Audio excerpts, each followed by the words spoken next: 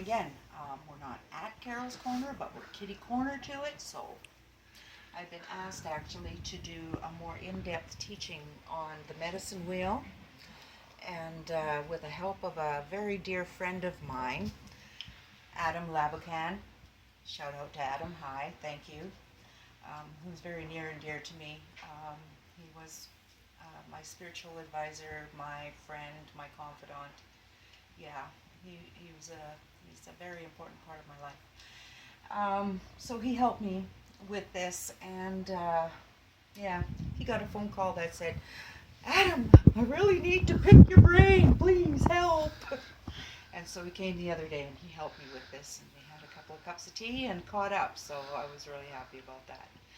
Anyway, so the more in-depth here that we get is basically a Cree perspective on the medicine wheel. Now there's tribes and clans and whatnot that have their own, that differ a little bit, not a lot, because there are absolutes, I guess you would say, because the four directions are absolutes. You know, your mind, body, soul, emotions are absolutes. So those don't really change. Okay, um, the seasons don't change. They're always the way they are. So what may be a little different here is, okay, you have the blue running around the circle here, and that represents that we all live under Father Sky. We all live and share the same sky, right? Okay, and then you have the green running through the wheel, which means we all live and share the Mother Earth. Now, in the middle here, you might want to put red, which represents the fire in your belly, the warmth. You're all of that. And that spreads out through the circle. Or a green, which means, you know, the harmonious of oneself. And balance that would spread out through the wheel, right? Because everything in our culture is about balance, about being a balanced person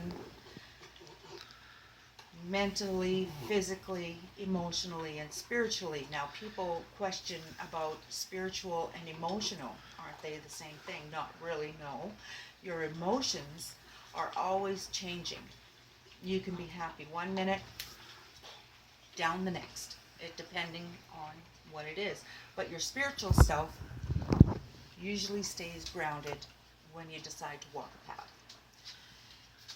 So that explains that area, okay? And your mental, of course, it is where it is. Your physical, it is where it is. And, you know, you want to try and keep that in balance. Now, if you're like me and have some health issues, the other three parts have got to kind of pick it up so you stay balanced, right? So those things have to be spread a little more evenly on the other three so you can stay balanced and focused.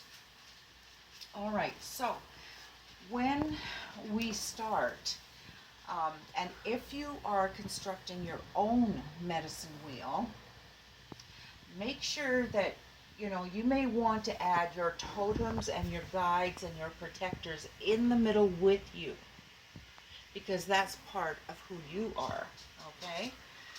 And if you're going to add feathers, place them at the west, the east, and the south, because that symbolizes the mind, the body, and the soul. There, okay? Now,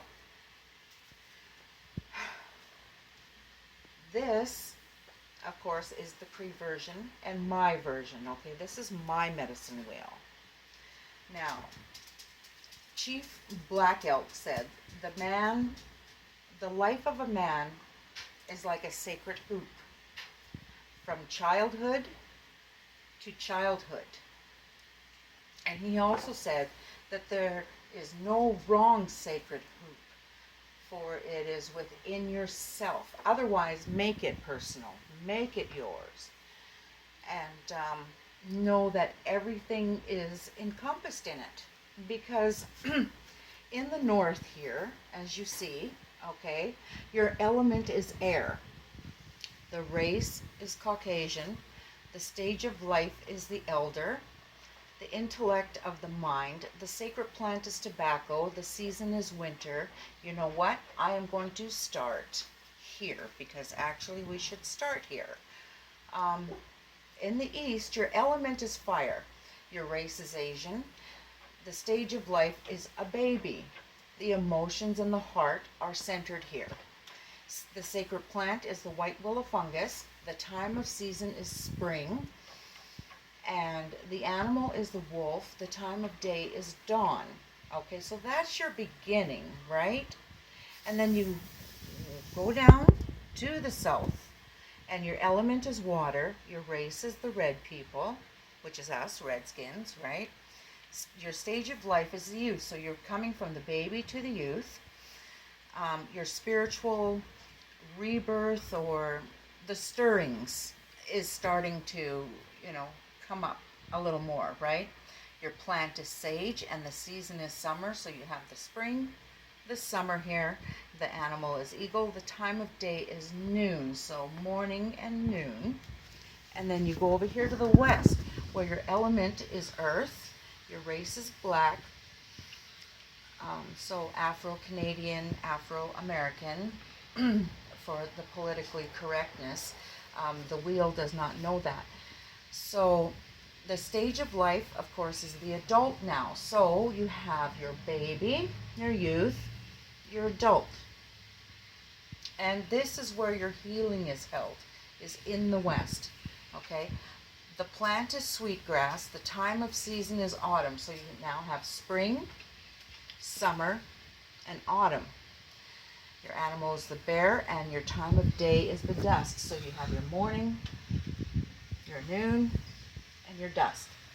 And then in the north, your element is air, the race is white or Caucasian, stage of life is an elder. And you receive the intellect of the mind here. Okay, your sacred plant is tobacco. The season is winter. So now you have the baby, the youth, the adult, and the elder. You have the spring, and you have the summer, the autumn, and now winter, okay, where you kind of kick back, everything's,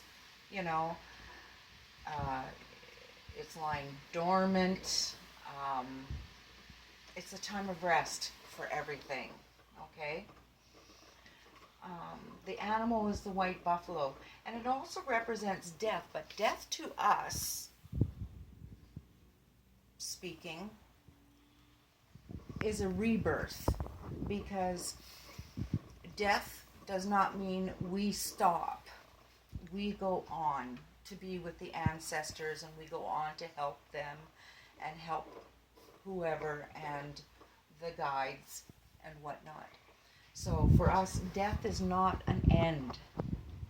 It's just simply the beginning of something else, the beginning of another childhood. Okay, and that's why it's childhood to childhood. So death is not really an end, it's just a beginning of another childhood, the beginning of something else. Okay, and the time of day is midnight. So now you have everything that's in here, and then you have the four directions, which of course is north, east, south, and west. Now mine runs from my left over here, from my left this way. Okay? The reason why that is you will see me do this quite a bit. And that is the circle, right? The sacred hoop. If you wish to look it up, this was not called a medicine wheel, I think, until about the 1800s, because it wasn't really understood that way. It was called a sacred hoop. And so being as it is sacred and everything in it, and mine is always left and around, and my circle is always left and comes back to the left. Because your left hand, you smudge with your left hand because your left hand is the direct line to your heart. And that's where you want to keep everything, um, you know. And then your teachings and your memories and stuff like that, of course, comes with the intellect and the mind and the remembrance and whatnot. But you have to make sure that this and this are in tune with each other. So, keep practical, but keep grounded. So that is a little more of an in-depth of the medicine wheel that I was talking about. So we're going to wrap that up now, and I'm just going to say thank you, Adam, again, and we will see you soon. I hope.